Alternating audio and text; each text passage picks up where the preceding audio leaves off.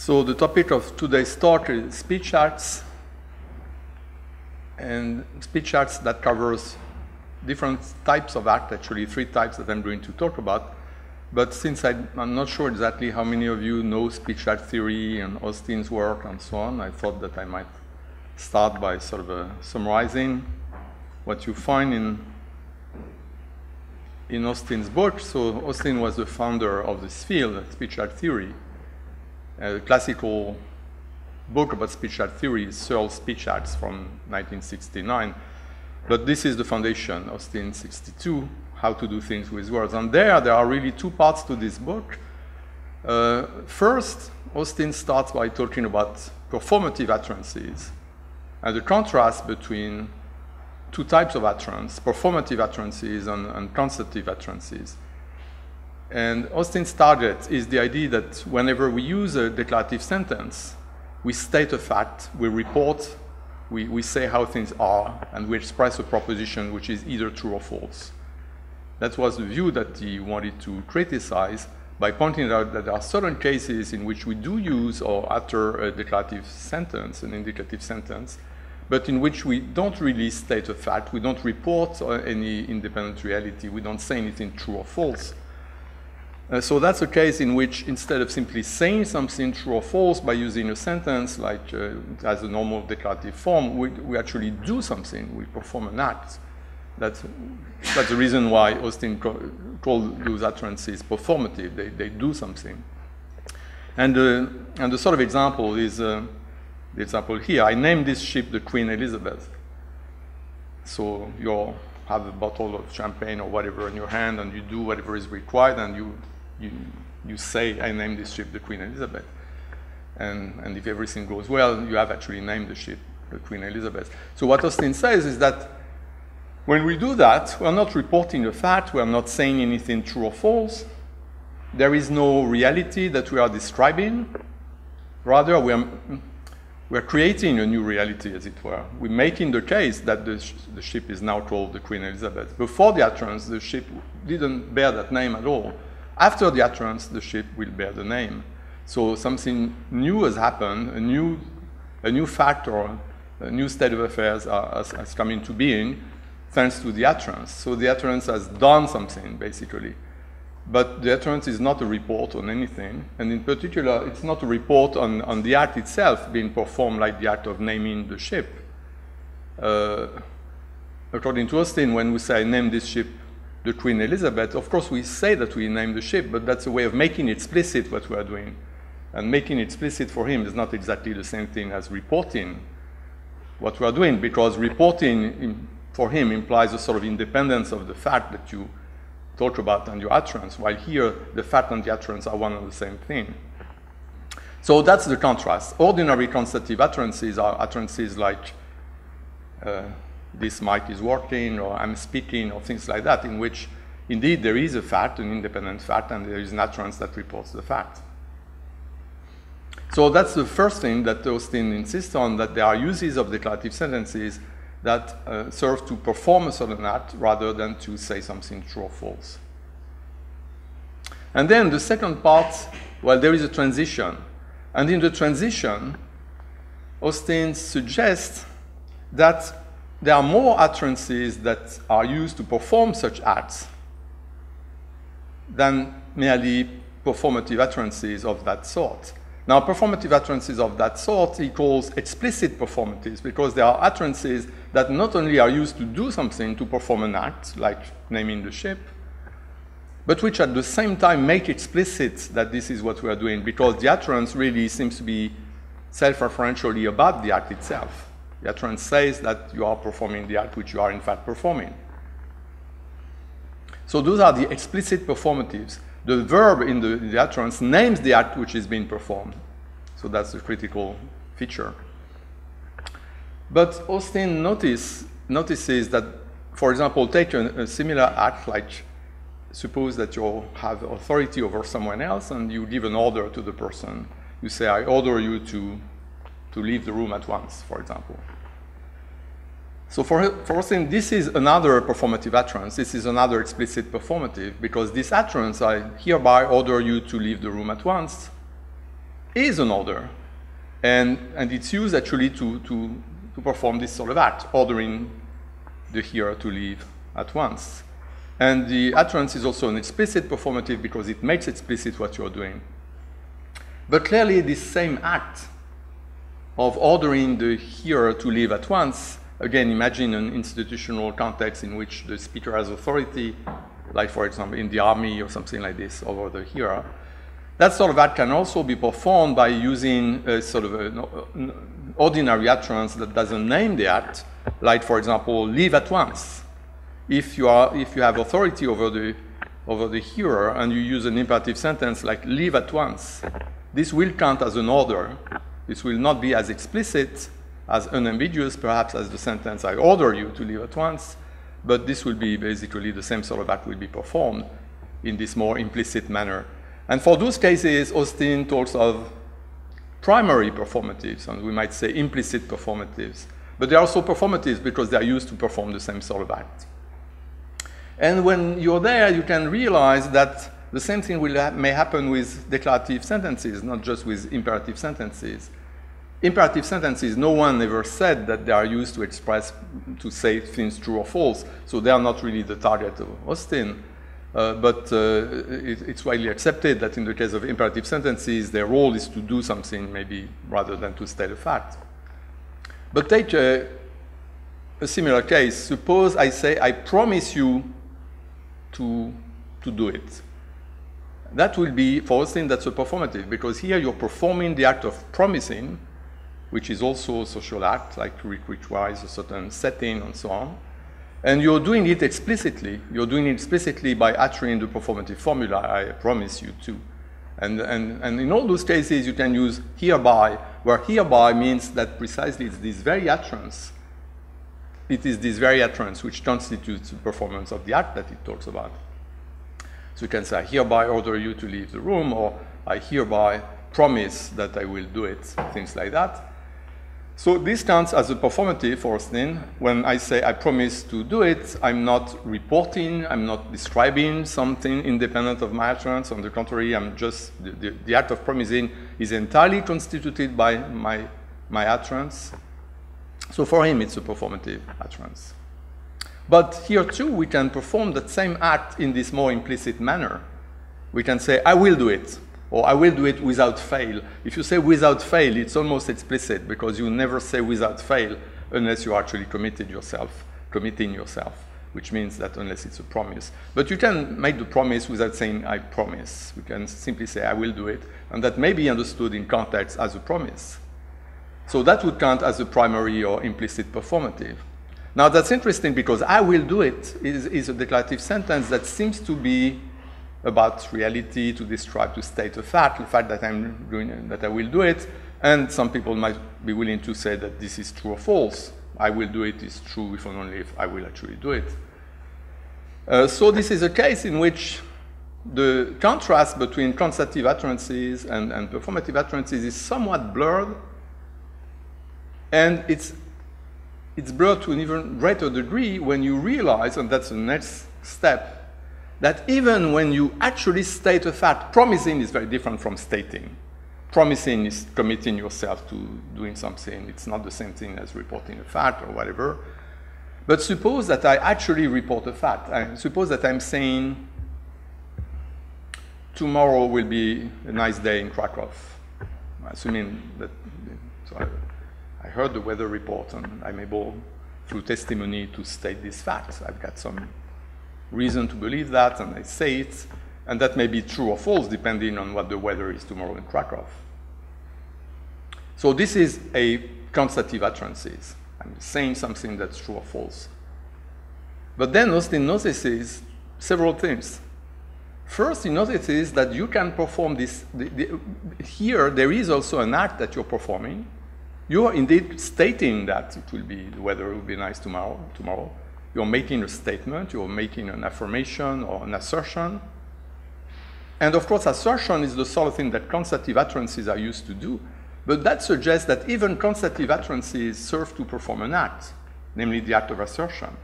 And the question arises whether the act of assertion is so different from the other acts like promising or ordering And what Austin wants to say is that it's actually not very different. In all those cases, there are certain conditions that have to be fulfilled for the act to be felicitous. So if you make an assertion, if you say the King of France is bald, for example, the assertion is not felicitous because it presupposes the existence of that which it talks about, and in this case, the thing that you're talking about doesn't exist. So that's something very similar to, say, naming a ship that doesn't exist or something like that. So all those acts, whether assertion or promises or orders or naming ships or all those acts can be described within a general theory of acts and their felicity conditions, and that's exactly what Austin wants to do. So at this point, Austin starts questioning whether actually the contrast between performative and constative utterances is a genuine one, given that constative utterances may be considered to be maybe primary performative or implicit performatives. You might make explicit the act of assertion which you perform by using a sentence like, the weather will be nice tomorrow in Krakow. I can say, I hereby assert that the weather will be nice tomorrow in Krakow. And if you do that, you're actually uttering something which very much looks like an explicit performative, which makes explicit the act which you're performing, where this act is an act of assertion, which under many respects resembles the other acts that we've been talking about. And that's basically the second sort of the conclusion, the second theory, and the view that Austin develops in the later part of the book. That's the idea that it's not just that there are utterances that serve to perform acts versus others that are used to state facts. Every utterance is used to perform an act. And that should be studied. This is the dimension of language, the pragmatic dimension that's very important. When we speak, it's not just a matter of syntax and semantics and so on. There is this pragmatic dimension, the sort of act that we perform by speaking. And among those acts, Austin wants to include assertions as well as orders, promises, and on all the rest. So that's a brief summary of Austin theory. Now, what I want to mention that, so there was a whole tradition that sprang out of Austin's efforts and in that book. So as I mentioned, Searle, 69, and there were many books and a very huge literature about speech acts. And in particular about this notion, which I didn't use the word maybe, this notion, technical notion of an illocutionary act. An illocutionary act is that's the name that Austin gave to the sort of act that we perform when we speak. And the sort of act that are studied in how to do things with words. That is, when you use a performative utterance, an explicit performative, the verb in the utterance names an illocutionary act. So if you say, I hereby order you, I promise, I name this ship, the Queen Elizabeth, and so on, those are all illocutionary acts denoted by performative verbs, the verb in an explicit performative utterance. And Austin's claim is that whenever we speak, we perform an illocutionary act. That's the unit of communication, as Searle said. The unit of communication is the illocutionary act. So this is a topic for a field of study, speech act theory. And at some point, and that's not well known, but that's interesting, some people among close followers of Austin, I mean, people were sort of close colleagues, independently, the three of them, namely Peter Strawson in 1964 in a very important paper called Intention and Convention in Speech Acts, something like this. Warnock was a student or a colleague and disciple of Austin, and Urmson, another one. They all claimed that Austin's notion of an illocutionary act is actually ambiguous. And it covers two very different things. And it's indeed, it seems to be right. When you read Austin, you're really struck by the fact that he starts by talking about social acts like naming a ship, and then eventually moves to what people now call speech acts, the act that we perform in communication, in ordinary communication, like asking a question, making a request, making a statement, that sort of thing. And all those things he calls illocutionary acts, and he starts from his conception of an illocutionary act as rule governed, as something that depends on an institution which defines a sort of act, a sort of institutional act it is, an act that has felicity conditions that cannot be accomplished or performed unless the conditions, the social conditions are favorable. So that was really his starting point, this sort of social act. And then eventually he has this theory about speech acts, the sort of thing we do when we normally communicate. And he says that's the same thing. This is an illocutionary act. It has the same property. It's also a sort of social act governed by conventions that depends upon institutions. Language itself is a sort of vast institution, like a big game in which there are rules of the game that determine what constitutes the sort of act that we can perform within the game. So that's his theory. And then those people said, and I think they were right, that there are two different sorts of act, and that was maybe a mistake on Austin's part to use a single notion for the two notions. And the two notions seem to be very different indeed, at least if we understand speech acts in the way in which now we understand speech acts. So the two notions that are conflated or confused, according to these authors, are, on the one hand, what we may call social or institutional acts. Such acts, they are not linguistic. They depend upon a social institution which goes beyond language. Like the act of naming a ship is not, of course you use language in naming a ship, but this is an institution. There is certain rules that determine who can name the ship, how you can do it. Indeed, you have to have a bottle and so on, do certain things. It's a convention. So there are those acts which are institutional or social or conventional, and they are subject to felicity conditions. That is, the act is performed only if all the conditions are satisfied. You're the right person, you do things properly, you follow the procedure, and so on and so forth. So that's one thing. And then another thing, according to these authors, is what we may call speech acts or communicative acts, an act of communication. When I speak to you, like I'm doing now, I'm performing with every sentence a communicative act. And if we are interested in communication, like most people who do speech act theory, they want to theorize about linguistic communication. So if we are interested in linguistic communication, we'll focus on what's constitutive of such acts. And there is now a sort of consensus, a very wide agreement among scholars in this field, that what's essential to a communicative act is something, an idea, some feature that you find first time, well, maybe not the first time, but it's made very explicit in Grice's work. That's the idea that what matters to communication, to those acts, is the hearer's understanding of what you're doing. Basically, when I try to communicate something to you, I have a certain communicative intention, and communication succeeds, the act is performed as soon as you recognize my intention. So if I want to, I take an example of Searle, greeting someone. So when you meet someone, you want to greet the person. And you can do that in many conventional ways, like you can nod, do something with your head, or you can sort of lift your hat. There are conventional ways of doing it, but if you look for necessary and sufficient conditions for performing the act, you see that the only thing that really matters is that the other recognizes your intention to greet him or her. Because if you do this with your hat, but the person doesn't recognize your intention, you have not succeeded in actually greeting the person.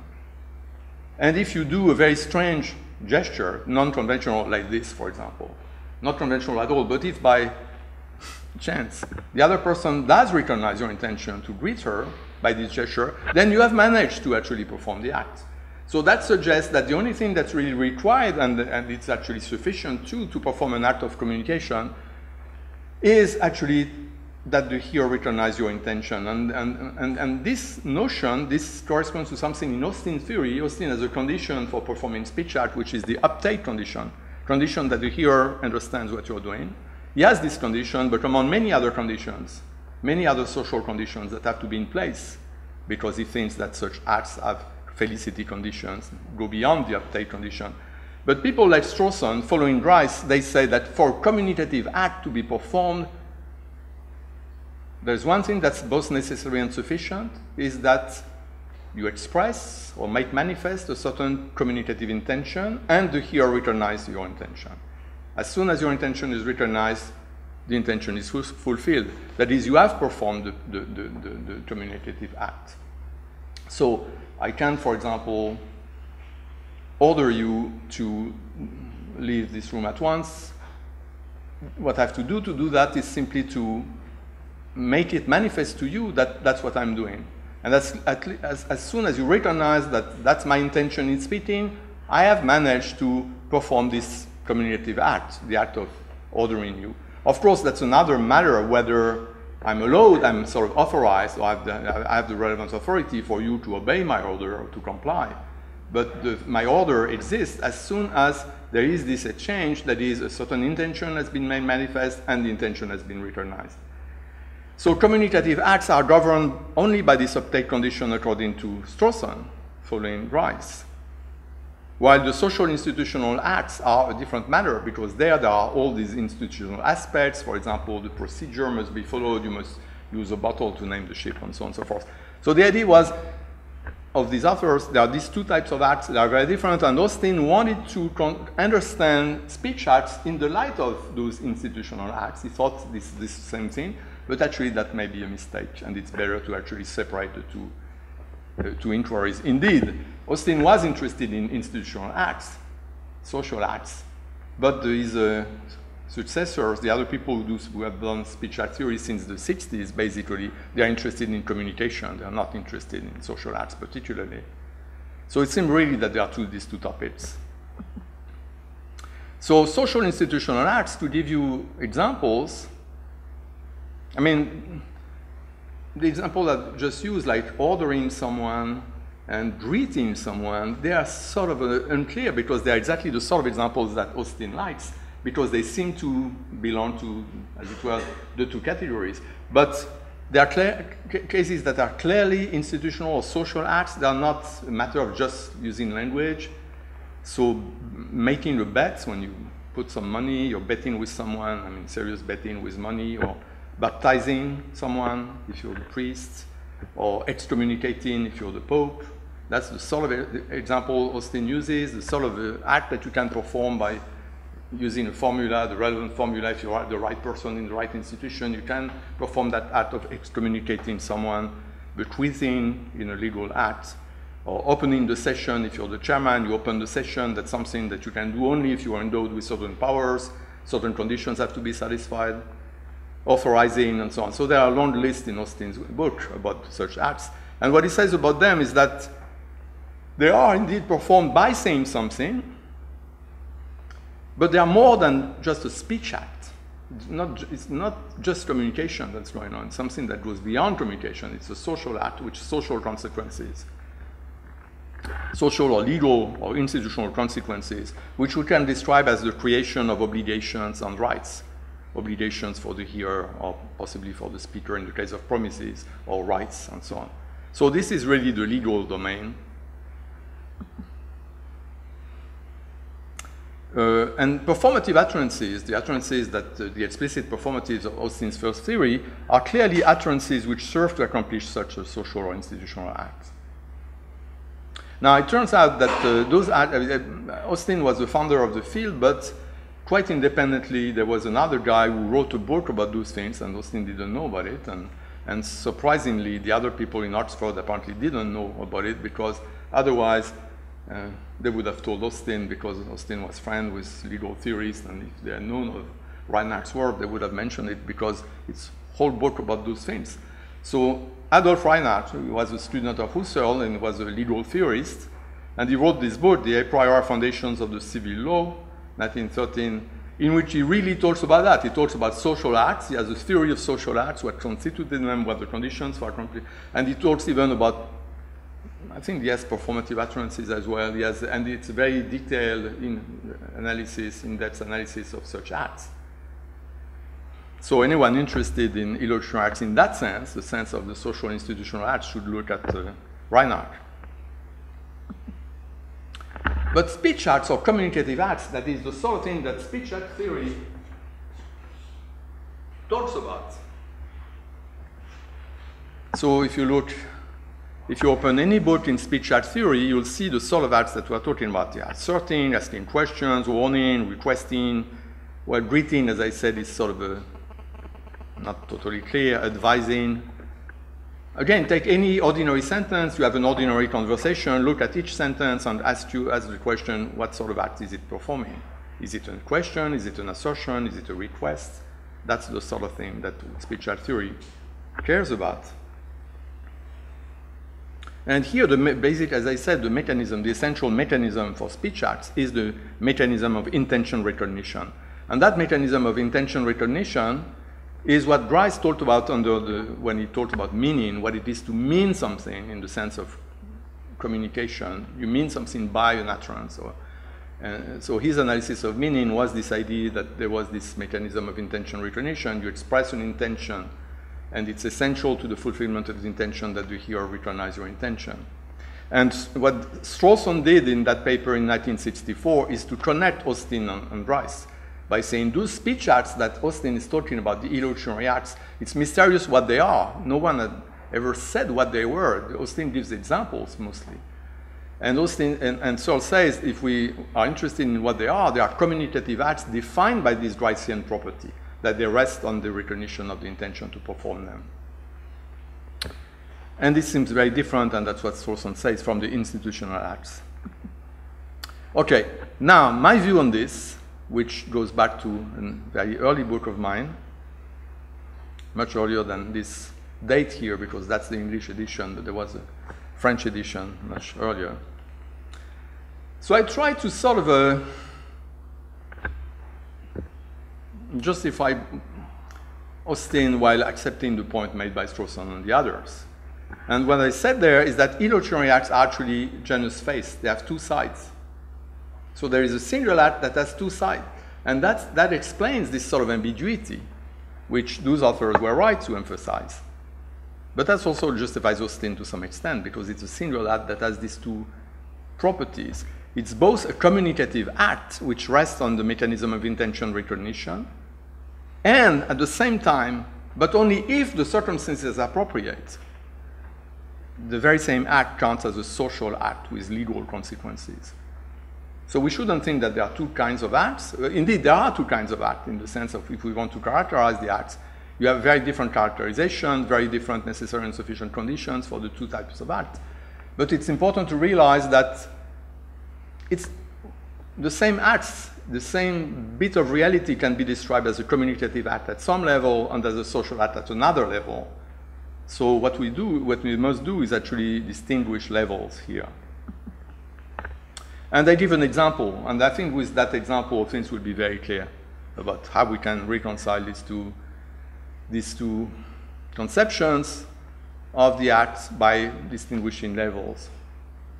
So take the case of a case I mentioned of opening the session. There is one communicative act here,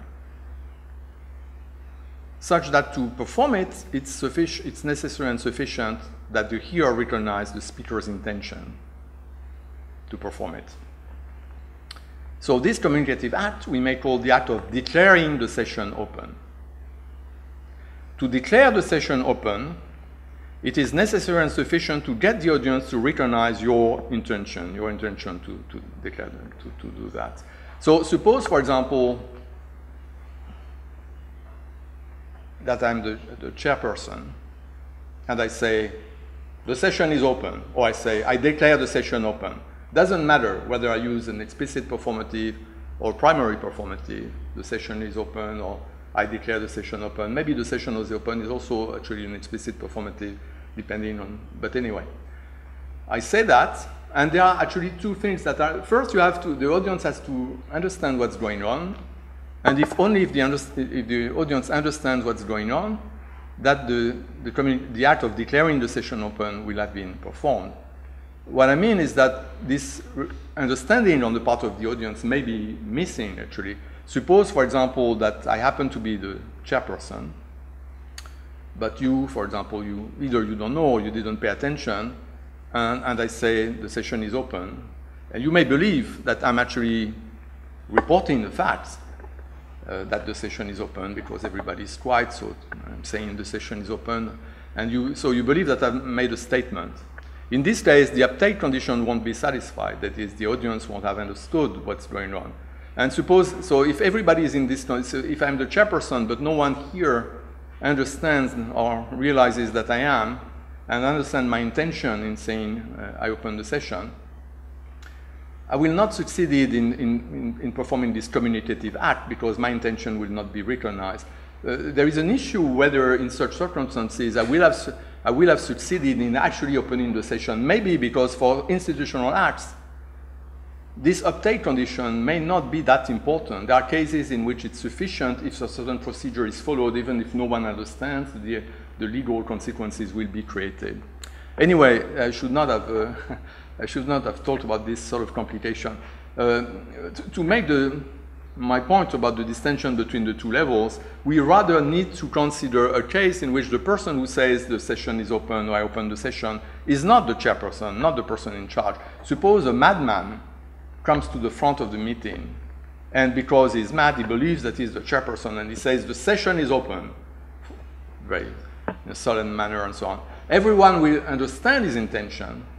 Anyone will understand that he's actually attempting to open the session. That is, declaring the session open in the sense in which to declare the session open is to aim at opening the session by one's utterance. Everyone will understand that he's uttering the performative utterance. But the communicative act of declaring the session open will have been performed in this case because everybody will understand the intention. But of course, it will not be sufficient to actually open the session. So the distinction I want to make is between declaring the session open, an act which rests on the recognition of expression of certain intentions and the recognition of those intentions by the audience, and the act of actually opening the session. Opening the session is a social act which can only be performed if the conditions of felicity, as Austin says, are satisfied. That is, if you are the chairperson and if other conditions are satisfied. So these social acts depend upon the fulfillment of certain background conditions. And this act has, of course, legal consequences. As soon as you have opened the session is now open, and certain things count, other things don't count, and so on and so forth. But the act of declaring the session is not in itself, in and by itself, a social act. It becomes the social act if the circumstances are favorable. So the chairperson, he performs the act of declaring the session open, and if the circumstances are favorable, that act of declaring the session open counts as the act of opening the session. So these are basically the two acts. Or take the case of ordering that I mentioned. When I talked about ordering, I said imagine a context in which there is a institutionally hierarchy and the speaker has authority over the addressee. So if you have authority over the addressee, you can order the addressee to do something. You can say, I hereby order you to do this. If you don't have any authority over the addressee, you cannot do that. So ordering counts as a social act that depends upon certain felicity conditions. But anyone, with or without authority, can perform the communicative act of ordering someone. So even if I don't have any authority over you, I can tell you, I hereby order you to do this, and I will perform the communicative act of ordering, which means that I will have expressed my intention to order you something, and you will have recognized that intention. And so that's the communicative act of ordering. But that only becomes a social act. The act is socially sanctioned because validated or legitimate at the social level only if the further conditions are satisfied. So you see how the same act, there are these two levels, the communicative level in which the only thing that matters is the recognition of one's intention, and then the social level at which further conditions must be satisfied, and then legal consequences follow. So there's these two dimensions for those acts. There is, and that's the ambiguity of the notion of illocutionary act. There is a strong notion of illocutionary act where the illocutionary act is a social act in the full-blooded sense, and that depends on certain conditions, social conditions being fulfilled. And there is the illocutionary act in the weaker sense of the communicative act, which may or may not be socially sanctioned, as I said. So that's, for example, the difference between declaring the session open and opening the session. The first act rests merely on the mechanism of intention recognition. The second act depends upon certain social conditions. Okay. Now, when I said that the communicative act is the act of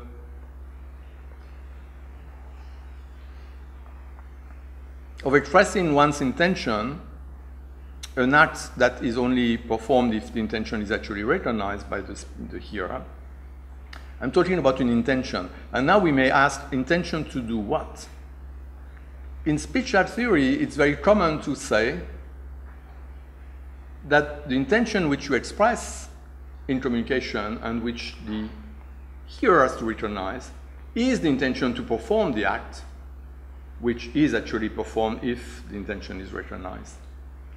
So this is a sort of reflexive or self-referential analysis that we have in a good deal of the literature.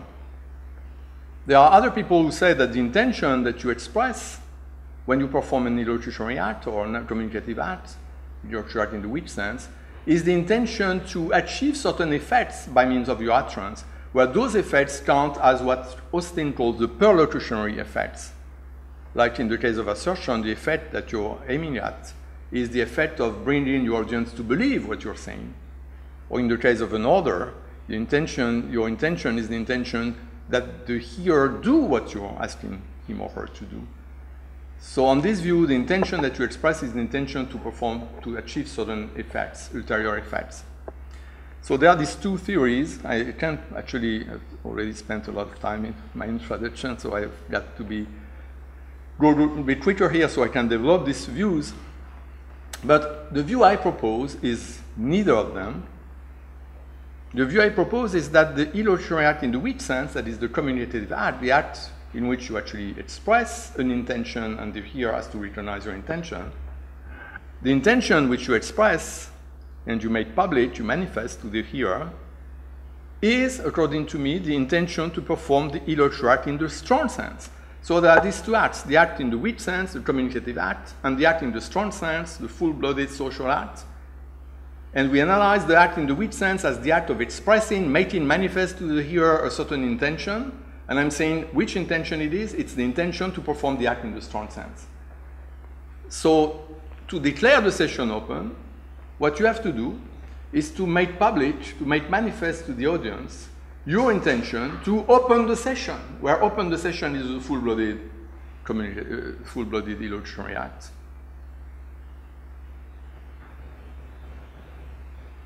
So the difference between declaring the session open and opening the session, when you declare the session open, you make manifest to the audience your intention to open the session, but you may do that and not open the session if it turns out that you don't have the authority to do so. So opening the session is when the intention which you express is actually fulfilled because the conditions are satisfied. But the communicative act is just the act of expressing the intention, plus, again, expressing in such a manner that everybody can understand it. So that's my view of the relation between these two sides on two types of act, which are two sides of the same coin, as it were. So maybe in the discussion we can talk about the alternative views a little more than I've done. Now I want to, in the remaining of my time, I want to talk about the third kind of act, which actually looms large in speech art theory, actually was quite important at the time of Austin and his successors. But it's a notion, the third kind of act is a notion that's very controversial, even more than the notion of illocutionary act, where I said that there is this debate. But for now, I'm talking about now the locutionary act, what Austin in his book called the locutionary act. When I summarized the book, I didn't talk about it. But basically, the locutionary act for Austin is that by means of which the illocutionary act is performed. You perform the illocutionary act in saying something. So there is a linguistic component, and the linguistic component Austin calls the locutionary act. The locutionary act is the act of saying something. And that's really something linguistic, where saying something means that you're using a sentence that has a certain meaning in the language which you speak, and you use the sentence with that meaning And the determinate meaning, that is, if there is an expression that's ambiguous, you have a particular meaning in mind, you use the expression with a particular sense. If there are referring expressions in the sentence, you do refer to this or that object, so the meaning intention of the speaker must be determinate in all respects. And when it is, by uttering the sentence, the speaker performs the locutionary act of saying something. Now, what is exactly that locutionary act of saying something? And how different is it from the illocutionary act of saying, ordering someone, or making an assertion, asking a question, those acts that we call illocutionary acts in the which sense? What Austin says is that the locutionary act is a matter of meaning. So the utterance has a certain meaning, there is a sentence has a meaning in the language, and you add to that meaning in the language the contextual meaning, as it were, what the speaker means by the words he uses, or who he means when he refers to someone, and so on and so forth. So you make the meaning fully determinate, but you abstract from what Austin calls the force of the utterance. And that's the locutionary act. The illocutionary act, in contrast, includes the force. The force that is the type of act which you perform by uttering the sentence, whether you're giving an order, making a promise, making an assertion, so on and so forth. So, for example, when you have the sentence, I will do it, one may wonder whether you're actually committing yourself to doing it. Is it a promise, or is it just a prediction? That's a matter of illocutionary force. But for Austin, the locutionary act is the same. When you say, I will do it, you say that you will do it. And that's the locutionary meaning. By I, you refer to it yourself. By it, you refer to the act that you've been talking about, the thing that you've been talking about. The meaning may be fixed, even if we don't know whether it's a promise or merely a prediction or a guess or whatever. So the locutionary act is the act of saying something with a determinate meaning, and the force is something that only comes into the picture at the illocutionary level. Now, the problem is that we don't know exactly what the force is. Austin speaks of illocutionary force. So the force is the essential property of an illocutionary act. An illocutionary act has a certain force, which corresponds to the illocutionary act which is being performed. But the notion of force is not totally clear, and it's actually itself ambiguous. So there is one understanding of the notion of force, which you find, for example, in Dummett and many others, where force or illocutionary force is an aspect of meaning itself. So if you take a sentence, you will find that there are two aspects in the meaning of a sentence. There is the descriptive meaning. The sentence relates to a certain state of affairs that it talks about.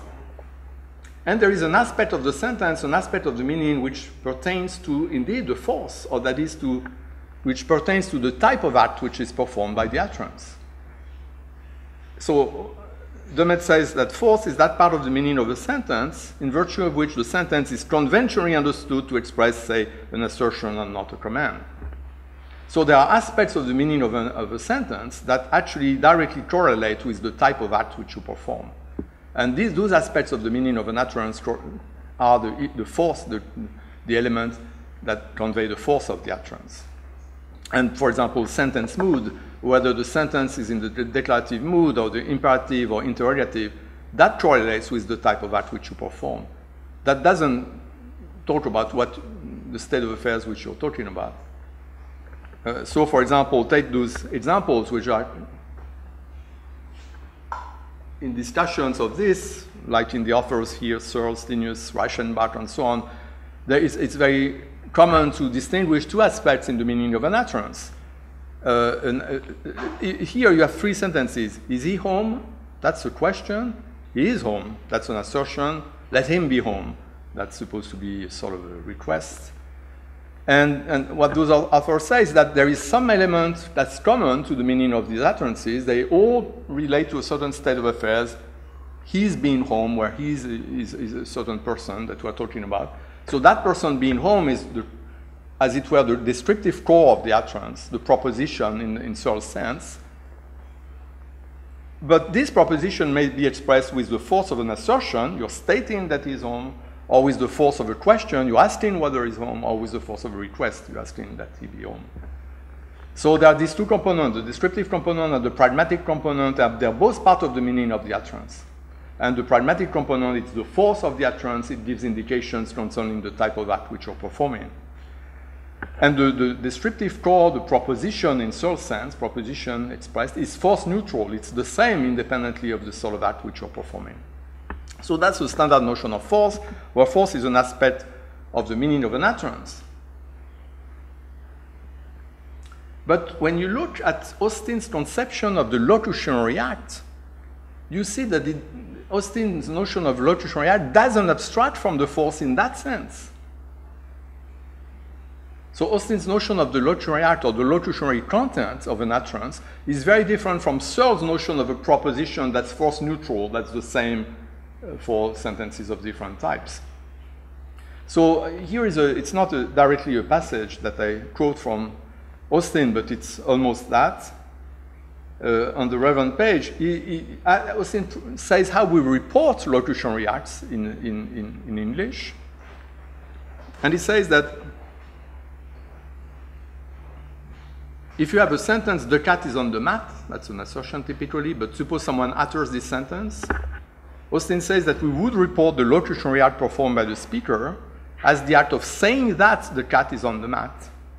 But if the sentence that was used is an imperative sentence like get out, Austin says that the way we report the locutionary act is by saying something like, he told the addressee to get out. He told him to get out.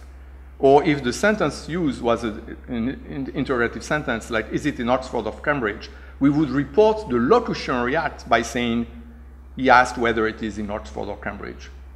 And that's very surprising, because that means that it's clearly expressions like say that, tell to, ask whether, track the mood of the uttered sentence, whether it's a declarative, imperative, or interrogative sentence. And the mood of a sentence indicates which illocutionary act is used when you utter the sentence in isolation.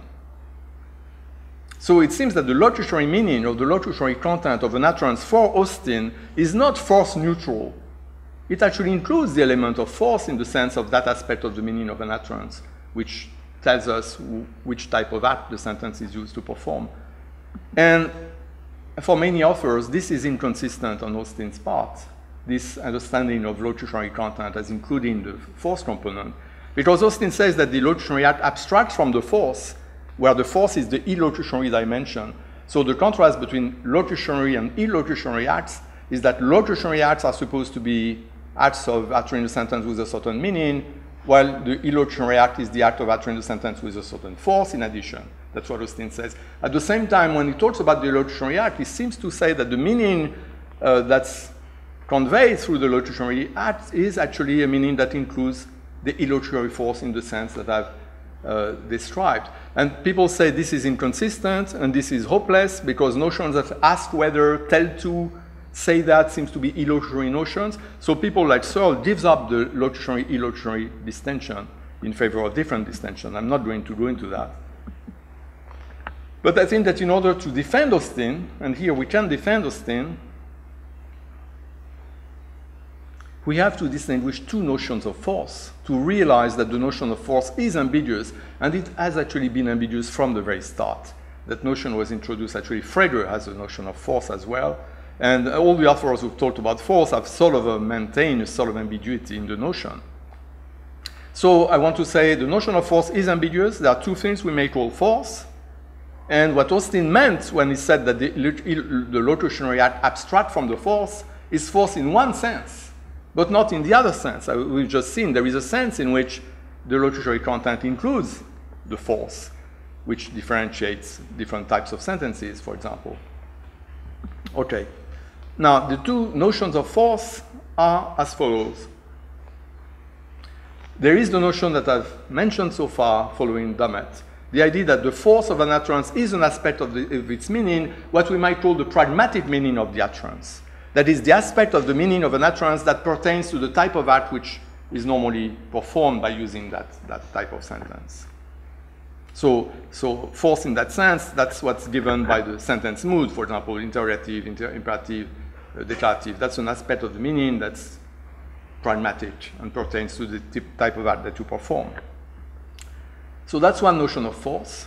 And on that notion, imperative, in the example I gave, following Searle and others, here, on that notion of force, these sentences differ by their force, their sentential force. But there is another notion of force.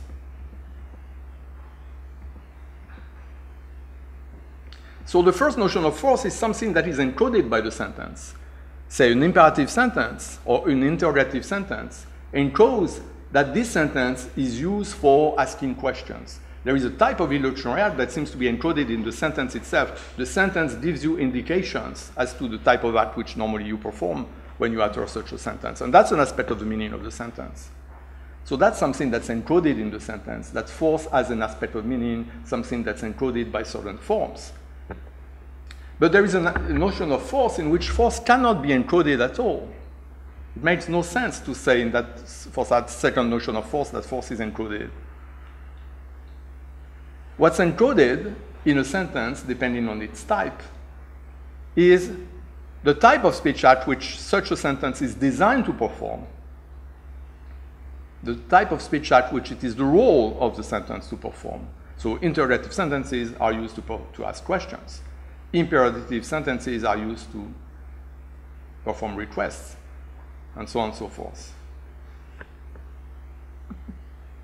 But there's something that cannot be encoded. It is whether or not, say, the speaker who uses an imperative sentence or an interrogative sentence, whether or not the speaker is actually performing the act. That's a very totally different question. There is one question, which is what sort of act this type of sentence is used normally to perform. That's a question about the meaning of that sentence. A totally different question is, the speaker has just used an interrogative sentence. Was he really asking a question? Was he actually performing the act which the sentence presents, as it were, as being performed? And that's a question that cannot be answered by looking at the meaning of the sentence. You have to look at the context to know whether the speaker is actually performing the sentence. So take what are called rhetorical questions. You ask a question, like, is the Pope Catholic, for example? That's a question you can ask. It's not a real question. That's a way of, you do that in a certain context. Someone has asked a question which is sort of trivial or silly, and then you pretend to ask this question, which is, so there are cases in which, even though you use an interrogative sentence, you don't actually perform the act of really asking a question. Or also, sometimes you use a declarative sentence, you say something, like you say the weather will be nice tomorrow in Krakow, but you're not actually making the act of assertion. So there are contexts in which the act which seems to be indicated by the sentence you use is not actually performed. So whether or not the act is actually performed is something that can only be answered by looking at the context. And that's force in that sense is the actual force. What act is really performed or accomplished? That's the question of force, as I believe Austin understood it. So when he says that the locutionary act abstracts from the force, he means that we don't look at which act is actually performed in the context. We don't consider the context in order to know which act is the speaker. We're only considering what the speaker is saying.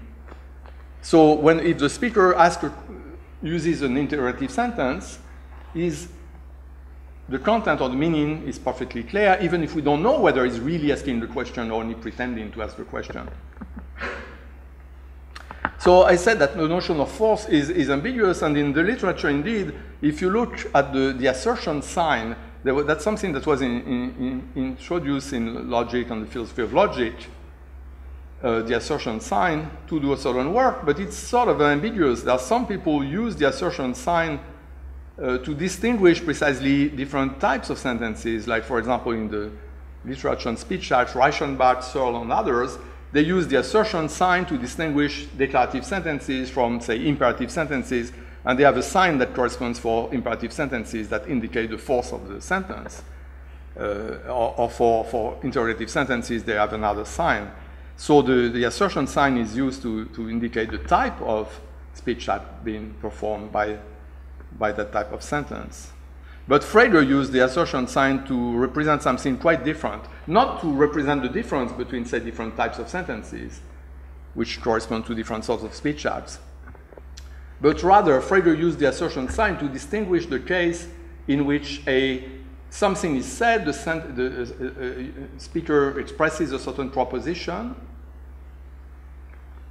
that within this class of cases, when something has been said or proposition expressed, we must distinguish the case in which the speaker was actually asserting the proposition, was committing himself to that assertion, was endorsing the judgment, was actually making the claim, presenting as true the content, and the case in which the proposition has been expressed, but the speaker was not committing himself or herself to the truth of the proposition. For example, the proposition may be merely entertained. Say in a reductio ad absurdum, you may consider the proposition, see what follows from it, you're not actually asserting it. And cases in which we actually subscribe to what we say, in which we actually perform the act of assertion, are the cases that are marked by the assertion sign. And here what matters is the actual act performed by the speaker. It's not the meaning of the utterance or whatever. So Hare was a colleague of Austin, who one of the person I mentioned as knowing. Well, anyway, Hare in his dissertation was quite explicit about this ambiguity in the notion of force and in the notion of in the assertion sign. And he distinguished two functions for the assertion sign in order to disambiguate. He thought of the tropic, the assertion sign as tropic, and by tropic he means precisely the difference between interrogative sentences, imperative sentences, declarative sentences is a difference in tropic. It's a difference in speech act potential, as it were. The sort of speech act which this sort of sentence is designed to perform, that difference is an aspect of the meaning of the utterance, and that's the tropic. That's something that's purely potential. But there is another notion which what he calls the new state. And the new state corresponds to whether or not the speaker actually subscribes, whether or not the speaker actually performs an act within that potential, whether the speaker is serious or not. And there are many of cases in which you do use a sentence that has a certain type, that corresponds to a certain type of speech act, which the sentence is normally used to perform, but you're not actually performing an act of that type. So let me give you examples in which an utterance has a force in the tropic sense. It has a certain meaning which corresponds to a speech act potential. It's a sentence that's normally used to perform a certain type of speech act, but the speech act is not really accomplished. That is, the force in the new state sense is missing. And what I'm claiming is that Austin talks about force in the new state sense when he says that the illocutionary act abstracts from the force. He meant the force in that sense, the pragmatic reality. That's something that's irrelevant when you talk about the locutionary act. The pragmatic reality is what becomes important when you care about the illocutionary act. So cases in which force in the new state sense is lacking, that is, the speaker doesn't commit himself or herself and doesn't actually endorse or subscribe to what is said, are of three types. There are cases in which the sentence you use is actually within quotation mark. You're actually quoting the sentence. You're not really using it. So that's a sort of obvious case in which you're not actually performing the speech act, which that sort of sentence is normally used to perform if it's used in the normal way and not mentioned. Another type of case, very important, is the case in which the sentence is embedded as a constituent in a bigger sentence. So, for example, if I say, if the weather is nice tomorrow in Krakow, then I will take a walk.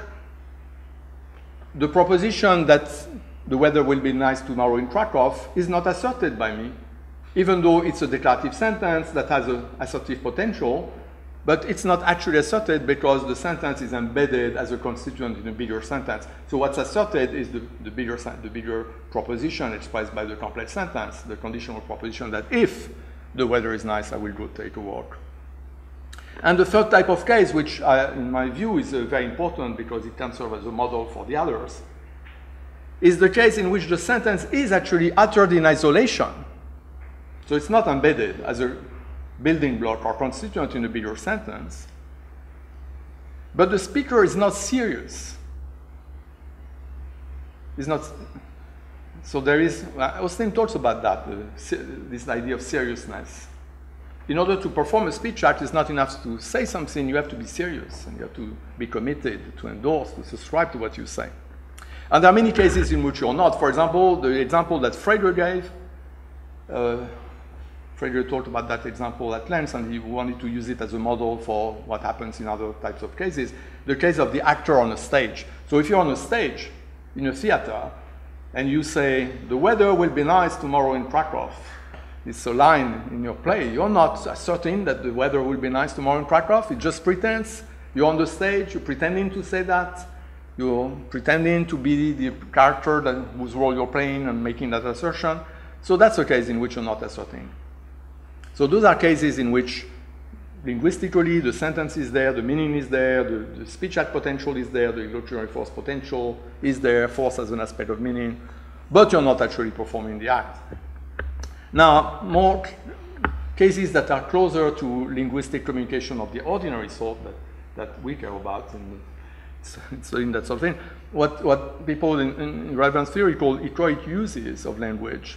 They're important because they're among the cases in which the speaker is not, it's not that the speaker is not serious, but he's not in the business of actually endorsing or subscribing to what he or she says. So those are cases in which there is a locutionary act, but there isn't, the corresponding illocutionary act isn't performed. So here I have an example, which actually two examples in the same example. So someone tells me, you're an idiot. And I respond, I'm an idiot. That's very kind of you. So that's interesting because I am supposed to be B, I'm playing the role of B here, the person, character B. So here B is saying two things, two sentences. I'm an idiot, that's very kind of you. And the utterance, I am an idiot, is a case of saying that rather than a case of telling to. In saying I'm an idiot, B, myself, says, or I say that I am an idiot, because I'm using a declarative sentence that has a certain meaning that's determined in every respect by I mean myself and so on and so forth. But it's not an assertion. I'm not asserting that I'm an idiot. My utterance has a different role. My utterance here is only an echo, a repetition of something which the other has said. So when I say I'm an idiot, I'm just repeating, ascribing to the other the assertion that I'm an idiot. I'm not myself asserting. So that's a case in which I do perform the locutionary act of saying that I'm an idiot, but I'm not asserting that I'm an idiot. I'm ascribing that assertion to someone else. And that's this notion of an echoic use. The utterance in my mouth is an echo of an assertion made by someone else. So I'm not making the assertion. So I'm not endorsing. I'm not subscribing to the proposition which I nevertheless express. So that would be a case. But the other sentence, that's very kind of you, is another case. Because when I said that's very kind of you, I'm saying that that's very kind of the speaker to have said that. But I'm not serious. This is irony. And in irony, we express certain proposition, but we are not serious. We don't endorse what we say. We don't subscribe to what is said. Rather, we want to show how stupid the hearer is, or we are sort of irony can be understood in many ways. But what everybody agrees is that someone who says that P ironically is not asserting that P. So that's another case in which the locutionary act is there, the speaker is saying that P, but the illocutionary act of assertion is not performed by the speaker. And when Austin says that there is this distinction between the locutionary act and the illocutionary act, that's exactly what he means. It means that the locutionary act is the act of saying that P, but whether you're saying it seriously or ironically, it's something for the theory of illocutionary acts to theorize about. It's not nothing to do with meaning. It's something additional. It's what he calls force, this purely pragmatic component that corresponds to what's actually taking place in the speech situation. Okay, so I think in this way we restore Austin's consistency. Now I've gone beyond my time. I just want to finish on how we can understand the notion of locutionary act if we take the second interpretation of the notion of force, and if we take Austin's claim that the locutionary act abstracts from the force as being the idea that when we look at the locutionary act, we're only considering what has been said, the meaning of the utterance in all its dimensions, but we're not considering the act what the speaker was actually doing in this context by uttering that sentence. That's an aspect that corresponds to the force in the second sense. So what is exactly a locutionary act? How can we understand the notion of locutionary act from that perspective? Well, I think that precisely if we look at the sort of cases that I've talked about, like irony or that, I think that what you do when you perform a locutionary act, you use a sentence that has a certain potential, basically. Potential of an assertion, potential of a request, potential of a question, perhaps. That's part of the meaning of the sentence. You use that sentence, make an utterance of using that sentence with that potential. And by uttering a sentence that has this potential, you, as it were, present yourself, or that's too much to say present yourself. You're actually making an utterance which, in virtue of its meaning, under all its dimensions, the meaning, complete meaning, you're making an utterance which, in virtue of its meaning, presents a certain illocutionary act as being performed. What do I mean by this? I mean that I said that the meaning of a sentence, in particular thanks to the sentence mood, the indicators corresponding to the difference between imperative sentences, interrogative sentences, and so on. I said that the sentence via the mood indicates which type of act is being performed by an utterance, normally at least by the utterance of that type of sentence. And that suggests that whenever a sentence, say, whenever an interrogative sentence is uttered, the utterance of that sentence presents a certain illocutionary act of question as being performed.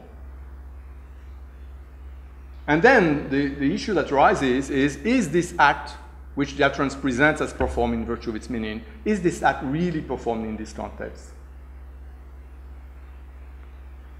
So I would understand the locutionary act as being the act of conventionally presenting a certain illocutionary act as being performed. But that act may or may not be actually performed. So the distinction between the locutionary and the illocutionary, the locutionary act and the illocutionary act is the act of indicating that a certain illocutionary act is performed, that would be the locutionary act. And the act of actually performing is the illocutionary act. I don't know whether that's clear, but there are examples that are pretty clear in which the utterance presents a certain act as being performed, but the act is not performed. So think of indirect speech acts, cases in which you perform a certain act by, as it were, pretending to perform another. So take a case like you say, "Can you pass the salt, please?" When you say that, you use an interrogative sentence. You do as if you are asking a question about whether or not the hearer is able to pass you the salt. It's just because you're using the interrogative sentence. So it's as if you are asking a question. You're presenting an act of question has been performed, but it's purely formal. It's just a matter of politeness. It's because you don't want to make a request directly. But everybody knows that you're not really asking this question. So the utterance presents an act of questioning has been performed. It's not really performed. Actually, the act which you're performing is an act of request, an indirect act of request. So I think that we should distinguish in general between the act of indicating or presenting a certain illocutionary act as performed, or indicating that a certain illocutionary act is performed, that's one thing. And there is the act of actually performing the act in question, which is another thing. So in this case, the locutionary act is the act of asking whether you can pass the salt. Where construed as a locutionary act, this is just the act of presenting or doing as if the question was asked. And that's an aspect of the meaning of your utterance. But the illocutionary act is what you are actually doing. And in this example, you're not actually asking a question. You're only making a request. And in many cases, when the speaker is not serious, as in the examples I've given of echoic or ironical uses, the speaker does not perform the illocutionary act indicated by the sentence, the illocutionary act which the utterance presents as performed, but the speaker engages in some kind of simulation or pretense. The speaker does as if, but is not really doing the thing. So in such cases, the force that's indicated by the sentence is not real, is not genuine. So the force in the gnostic sense is cancelled because the speaker does not subscribe to what he or she says. So that's all I'm going to say about the locutionary act, but basically what matters is that I think that there is a sort of a relation between the locutionary act and the illocutionary act, which is that the locutionary act is somehow parasitic on the illocutionary act in the sense that the locutionary act is really consists in indications pertaining to the illocutionary act. The locutionary act, on my understanding, is nothing but the indication which the utterance gives of a certain illocutionary act being performed, but the illocutionary act may or may not be performed. That's a different matter. That's a purely pragmatic matter. So if this is right, we define the locutionary act in terms of the illocutionary act, because the locutionary act is the act of making an utterance that conventionally presents a certain type of illocutionary act has been performed. And what's important is that this gives us a sort of hierarchy. I mentioned 3 types of acts, 3 types of speech acts. We had the illocutionary acts in the strong sense, the institutional acts. And I said, basically, that's very surprisingly, that was not how I thought in the past. But I think that's the basic notion, this notion of the social acts.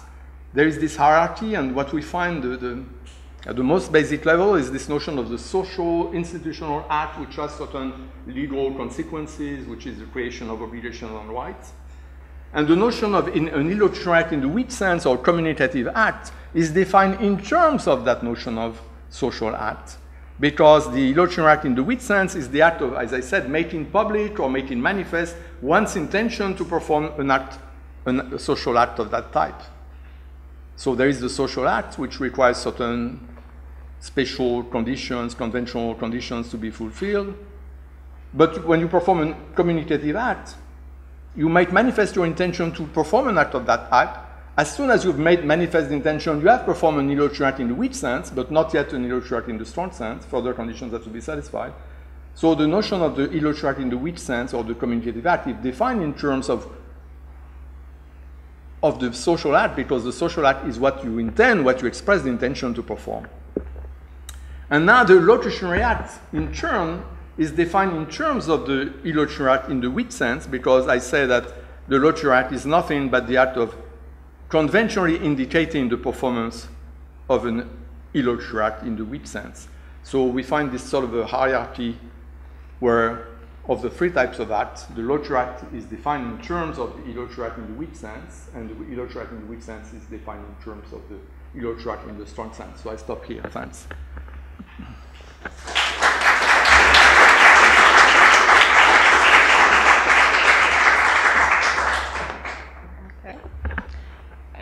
Let me open the discussion now. Professor Stenius. Thank you, Professor Recanati. It was extremely interesting and was 100% clear. So, I have just one historical remark and maybe one comment. My historical remark is as follows. Namely, I am really very nicely surprised that philosophers of language read Adolf Reichenbach. Reichenbach is really extremely interesting. His bad fate was that he died very young. He was, I believe, 34. He was killed as a German soldier during the First World War. And then after the First World War, he was completely forgotten. But in the recent 10-15 years, there's a renaissance of interest in Reichenbach. There's a very interesting book published in Poland on Reichenbach. I've read myself the A priorische Grundlage des Privatrechts, and I think it's one of the best books I've ever read. Also, I do not agree in all points with him. So I was really surprised that Reichenbach is read by philosophers of language. And my modest comment, namely relating to Strawson and his distinction of communicative and social institutional acts. When I first read Strawson very many years ago, in early 70s, so my impression was that this distinction is sound, but it's rather a matter of degree and not a matter of substance. And namely also those speech acts that Strawson calls communicative have also dimension of felicity in felicity. That is visible in legal context. I'm not a philosopher, I'm a legal theoretician. Let's take judicial assertion, judicial statements of facts. Let us say that the judge says John murdered his wife Mary. And then this assertion may be cancelled, rejected by the Court of Appeals, not only because it's false, but also it may be rejected on the basis that certain procedural rules have not been complied with. For example, evidence was not collected in the proper way, or the judge did not have power to say that because the case was considered by lower instance, it should have been considered by higher instance, and things like that. But to my mind, that applies also to assertions in everyday life.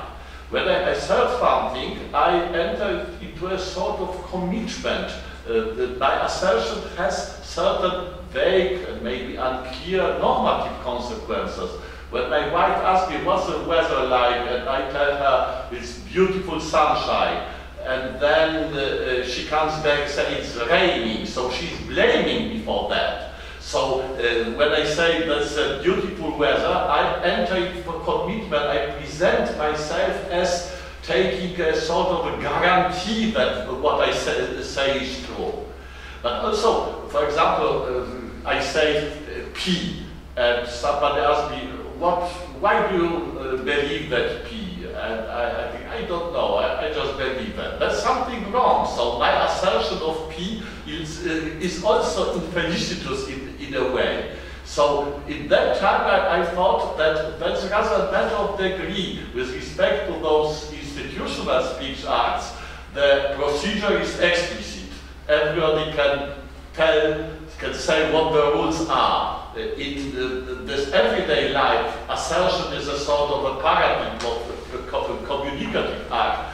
The procedure is vague, unclear, we're not aware of all rules, but anyhow, if we try hard, we may be able to reconstruct those rules, which to my mind are conventional, because they, I would say, solve a sort of a coordination problem in human communication. To go there because of the mic and the recording. Yes, well, actually, thanks a lot. I agree with everything you said. First about, Reinhardt, I'm very pleased by what you said. Indeed, there is a lot to be gained from the standpoint of philosophy of language from studying Reinhardt, given that he has really thought more about those issues than anyone else, I believe. He died indeed at 34. That's interesting, a coincidence. There is a great philosopher of language who also died at 34, was Gareth Evans.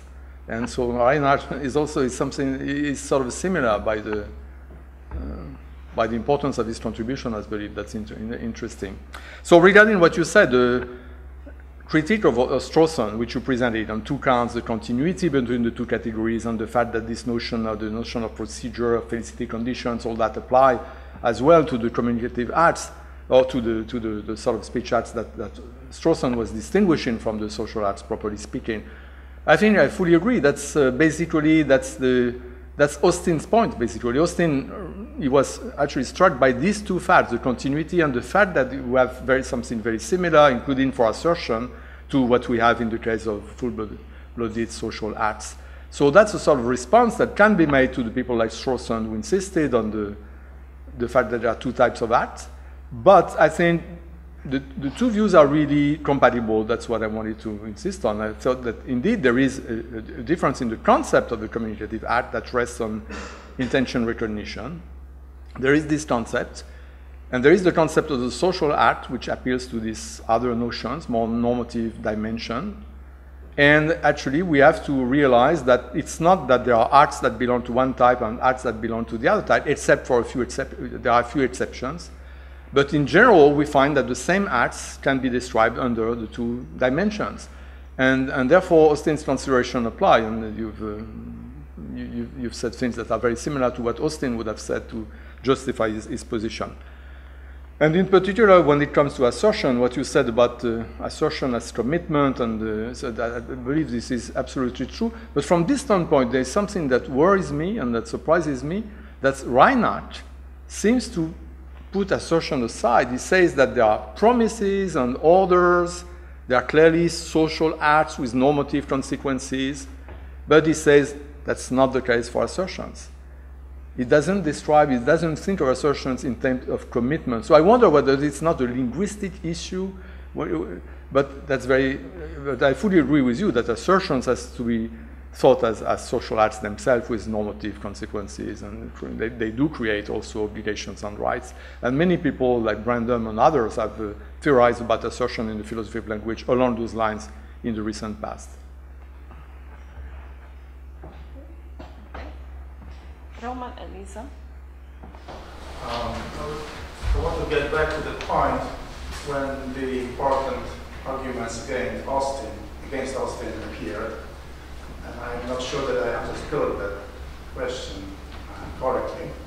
But as I understood, the problem is that Austin describes what's going on when somebody is asking, for example, that this is an act that somebody asks, for example, somebody asks, where is he?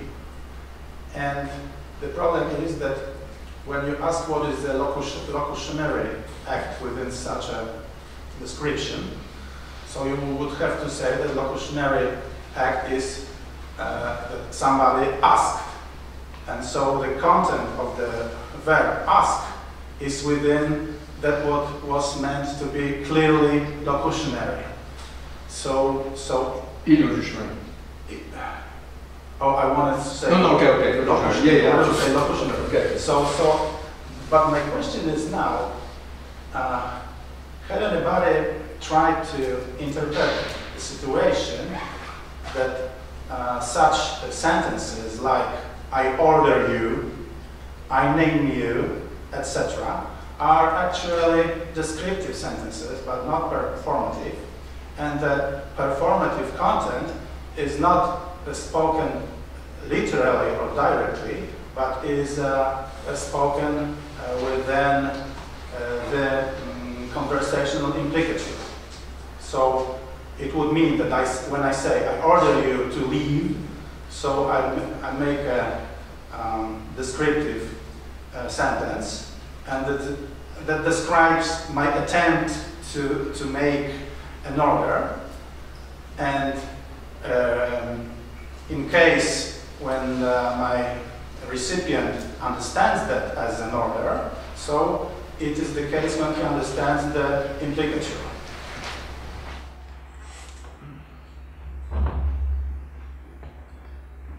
Yes, this view about explicit performatives actually, it exists. I mean, many people, especially in the 70s, in the mid-70s, have pushed this line of saying that performative utterances, explicit performatives themselves are a bit like indirect speech acts.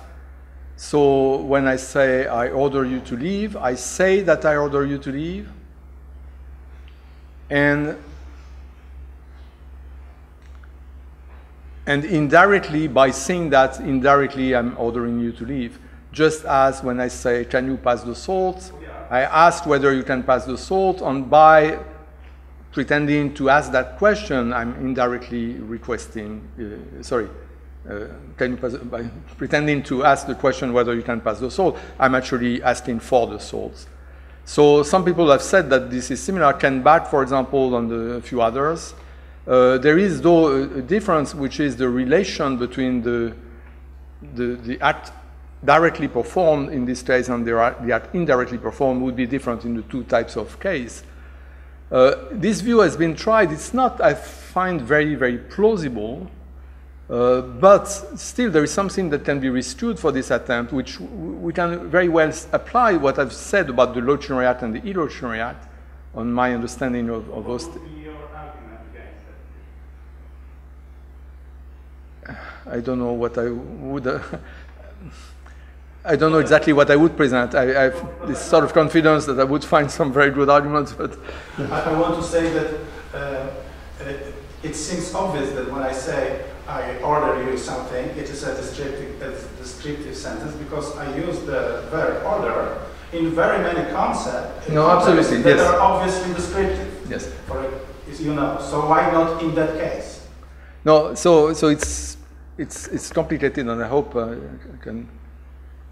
Certainly, we don't want anything like Austin theory, where Austin theory is something else. Austin thought that performative utterances, like I order you to do something, have a special status. They are non-descriptive, they're intrinsically non-descriptive. It's part of their conventional meaning that they are not descriptive. And it's totally different from the descriptive uses, so we might perhaps find cases in which the same sentence would be used descriptively. So for example, you can ask me, and what do I do, what do you do when such and such happen? And I might say, well, I order you to leave. So what would you do? So there might be certain conditional context in which an utterance of I order you to leave would be descriptive or the sort of thing I would do in certain circumstances. It would not be self-referential, that wouldn't be actually performed. So there might be cases in which a sentence which is indistinguishable from a performative utterance would actually be used descriptively. And it's true that the same sentence, if we change from first person to third person, or if we change the tense of the verb, it automatically becomes descriptive. And that's what Austin says. Austin says that performative utterances, they are non-descriptive, they have spatial powers, but only because they are first person, present tense, because there is this element of self-reference, as it were. And that's totally different from what happens if we change anything in the sentence, like the tense or the person. But from the standpoint of compositional semantic theory, we want to say that the verb ordered is exactly the same in all those environments, and we want to give a semantics that's unified, whether it's first person or third person. We don't want to have the result being two totally different meanings, as it were, as Austin implied, for sentences that are constructed exactly in the same way. So I fully understand why you want to say that we shouldn't have a distinction between the descriptive uses and the non-descriptive uses, as if the sentences meant anything different in the two cases.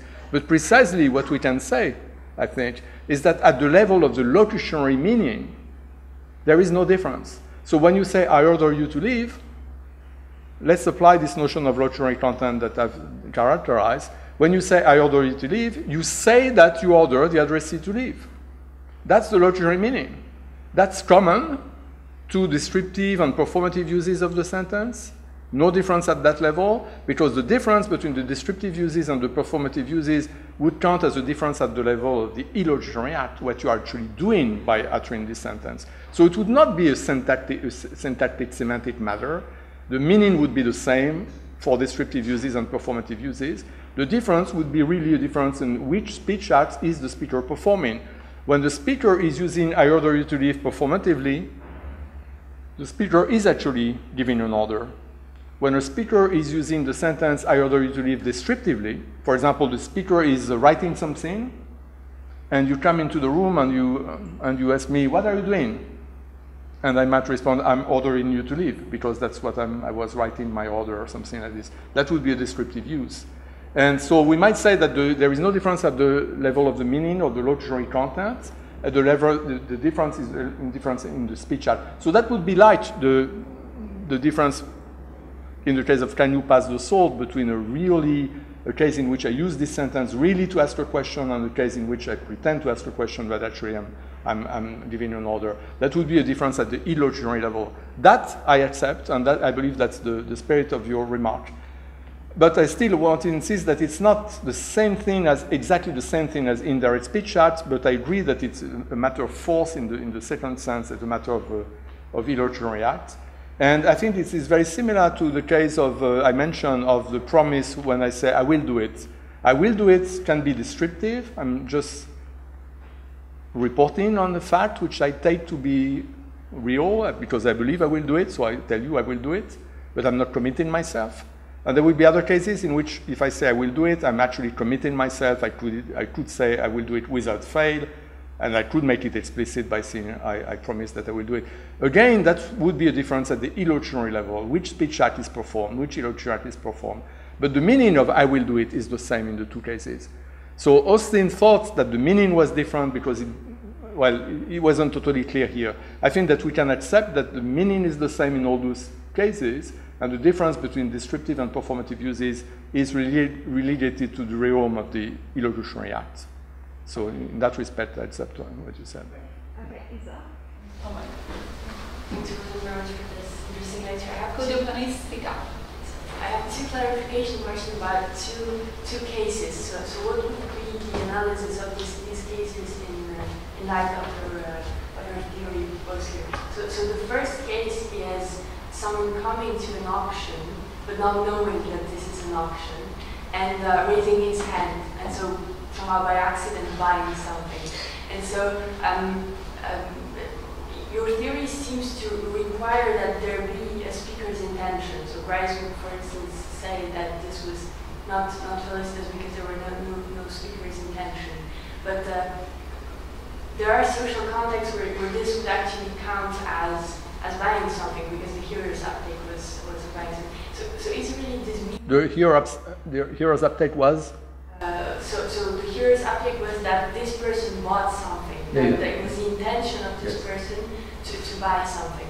So is this intention really necessary in this theory, the Gricean intention, or is it sufficient to have this hearer's uptake? So would this case be a case of a felicitous communication or some kind of a failure? And the second question is a question about the relation between the locutionary act and the illocutionary act. So is the locutionary part necessary to have an illocutionary act? I am most interested in this hierarchy. So can there be type B cases without having type C cases? For instance, if someone is just signing a letter and this letter contains some order that he has the authority to issue, but he doesn't really know what the order is this signature a sole illocutionary act, or is there also some locutionary act in the sense that, for instance, this order was issued by some committee or someone else, so there's simply two speakers that have formed this act? So yes, for the second case, I think I would say that the locutionary act is performed because there is this act, the utterance, which is the utterance of the full text with the signature presents the illocutionary act has been performed. And there are indeed complications having to do with the roles, basically, of the... So both for the illocutionary act and for the locutionary act, there is the agent of the act. And there can be tricky cases, like in the cases, for example, the case of irony that I mentioned, when you say, this is very kind of you, you are the agent of the locutionary act, you're the person making the utterance which presents this assertion has been performed, but you're not the agent of the illocutionary act of assertion because you are ascribing the assertion to someone else. So there are cases in which the agent, the person performing the illocutionary act, is not the person to whom the illocutionary act which is presented as performed is ascribed. And in your case, you want to have a case a bit like that, but at the locutionary level, in which there is the person who is actually the speaker or the signing the thing, is not the person who is actually the agent of the locutionary act. So that's a further complication. I guess we could probably say something similar to what I want to say about the other case. Yes, so that's interesting. I wasn't able anyway to go into the details about agency and so on, but that's something that I might have talked about. Regarding the auction case, that's part, I believe, of a series of cases that I should say something about. And that's probably among the cases that show that when I said that Austin is right and you were right, that there is this continuity between the categories, I said with some exceptions. And that would belong to the exceptions. I describe things as follows. I said that basically there is this illocutionary act in the weak sense, which is a matter of expressing the intention to perform an act with social consequences.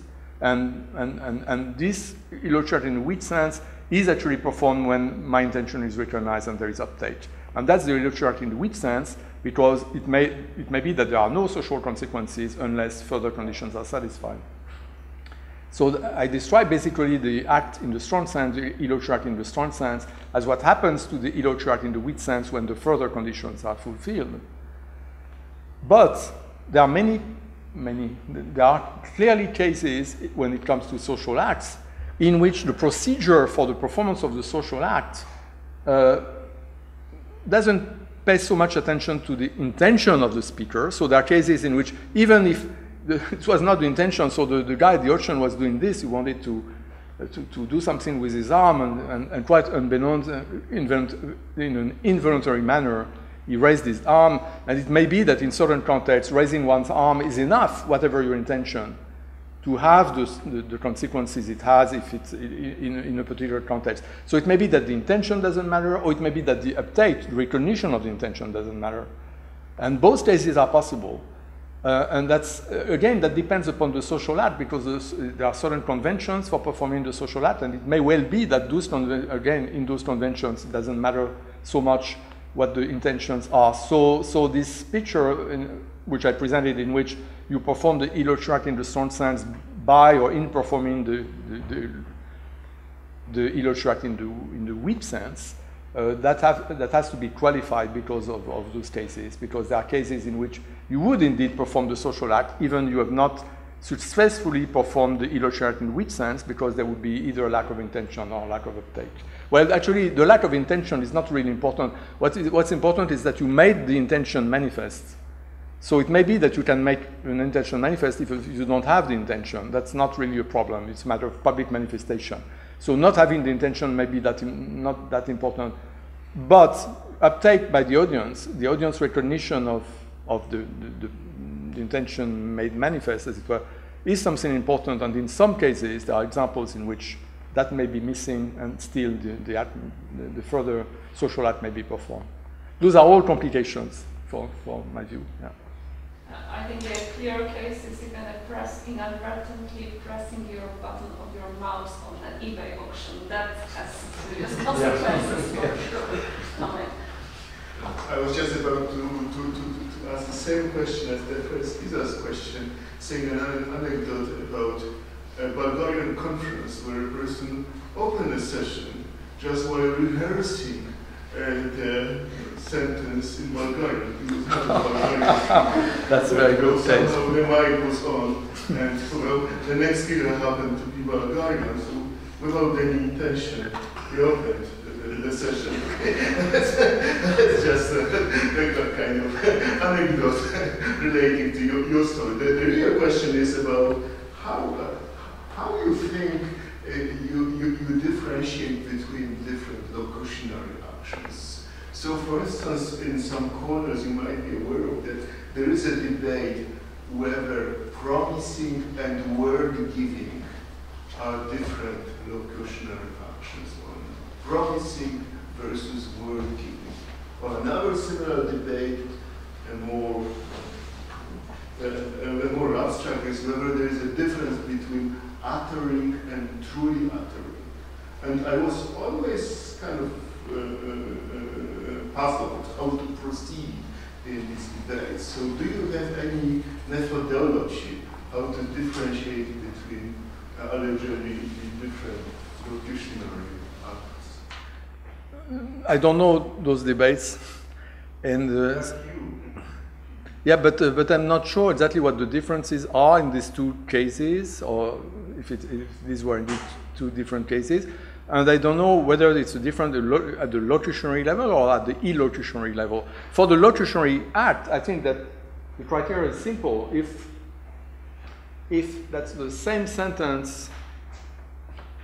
So we have grammatical ways of individuating sentences and meanings, I suppose, semantic theory. So if the same sentence with the same meaning, even if in different contexts the speech acts are totally different, that would be the same locutionary act, the same two instances of the same type of locutionary act. Because the locutionary act or the locutionary content is individuated in terms of the meaning of the linguistic elements, meaning in the determinate sense, that is, when something has to be made contextually determinate because of ambiguity or because of referential indeterminacy. This counts as part of the locutionary content, but it's only the meaning that counts. We don't take into account the sort of act, that further act which the speaker is performing by using that sentence. So that would be, so there is no, if the sentence is the same, so in the example I gave, I will do it, whether it's an assertion or a promise, it's the same meaning. And because it's the same meaning, it's the same locutionary act. So that would be the criterion. Of course, so I had the feeling that in your examples, insofar as I understand, because I don't know those debates, that the differences are probably more differences at the illocutionary level. It's not exactly the same act, the same that is being performed. But I don't know what the difference is between promising and giving one's word. I would have thought, I mean, following Austin, that it's the same thing, but yeah, so maybe there are people who think that at the illocutionary level there is a difference in the type of commitment, or I don't know, I have no idea. Yeah, so that would be exactly my view, that somehow we need to investigate commitments made by... Stronger as well. Yeah, and it's stronger as well, giving them such promises. Well, as a matter of fact, the prevailing opinion is just the opposite, so... How abstract is this? Thank you. Okay. Any other questions or comments? Well, Yes. I always wondered about this kind of situation that happens, for example, before the priest when bride and groom are promising, or before the judge when a witness is given oath. What I have in mind is, can this kind of situation be analyzed as follows? Namely, the priest or someone who provides with the text of the oath is simply making a kind of locutionary act, and only the people who are repeating are making a kind of illocutionary act, or maybe the priest is also making a kind of illocutionary act in this sense. You watched Royal Wedding yesterday. No, my wife watched quite a lot of it, but you know what I mean. yes, so I would say that that the locutionary act is performed well. Because I don't know whether the intention of the priest that it is supposed to be repeated, right? Because there's a kind of intention. It makes it illocutionary. Is it enough? I think the cases I talked about, the case of, say, for example, the echoic uses, I am an idiot. So those are cases, so the speaker who says, I'm an idiot, the speaker is not making the assertion, is echoing what the other person has said. Similarly, you could use a text as a sort of a, not an echo, but a sort of a anticipation of what the other is to say, or something like this, and the situation would be similar. That would mean basically that what's common to the, say, the priest in this case and the person then after that actually repeats the text is the locutionary act would be the same. They're saying the same thing, but only the second speaker is actually performing the act. The other one is not performing it, but sort of sketching the performance by the other or something like this. That would be a case in which agency would be transferred. But the problem with the example of the priest, which makes it a bit more complicated, is that, for example, if the guy who gets married has to say, I accept to do this, then the priest would probably read the same thing using I, and that means that here the material is really being quoted. So as you see by looking at the indexicals, and therefore it may be that the locutionary act is not performed because the locutionary act, in order for it to be performed, well, it's actually, it's a bit more complex because of this dimension. But in my examples of I am an idiot, that was not quotation because what the first speaker had said is you are an idiot, and the second one said, oh, I'm an idiot, thank you very much. And here the I is used by the second speaker to refer to himself, even though the assertion is put in the mouth of the other person. So that shows that the words are actually used, not mentioned, even though the agency is transferred to the first speaker. And in the case of the priest, because precisely the indexicals are sort of within quotation marks, it may be that the situation is a bit different. But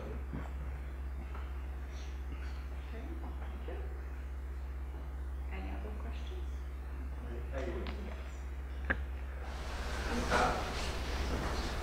I would like to get back to one of the previous questions. You said that you haven't told us about your theory of agent in speech acts.